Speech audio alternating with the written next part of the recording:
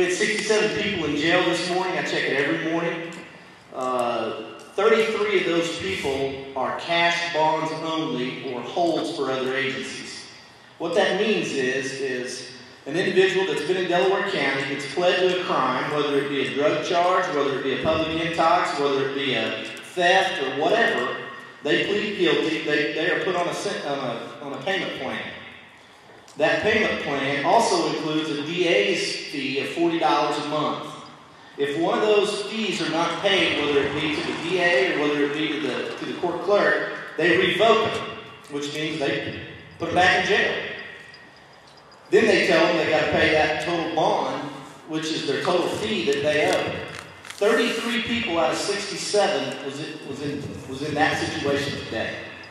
So our problem, honestly, is not criminals. It's people that's not paying their bills. And you and I are going to go pass a jail tax, or hopefully we won't, but they're expecting us to pay for people that's not paying their bills. If you guys will you can go down there every day and get a jail list and you can count it. I've been doing it. I go in every day. The judges are doing a pretty decent job of trying to keep that total down. At one time, they were averaging about 52 to 54 people. And right now, on the weekends, the weekenders come in, so there's some that, out of that 33 that I was telling you, are weekenders also that were in there that they counted that's part of that. There's probably not 62 people in jail today, and it holds 62. I bet you today, right now, I bet you there's less than 62 people in there. But they're wanting a 228-bed facility, and I'm not arguing they don't need more room. They need more room. But they don't need a 228-bed facility.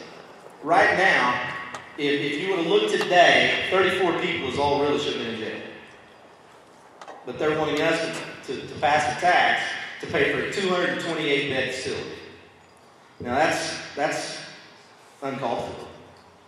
Now, it's not the sheriff, it's the commissioners, and the committee is the one that did this. I don't know if the committee actually looked at the jail list to find out really what they needed.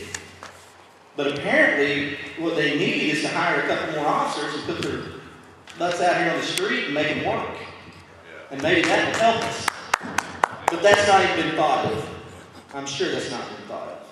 If it has been thought of, then they're not executed.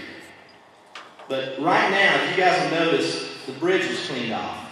The abutment to the bridge. Those were Craig County people. Those weren't Delaware County.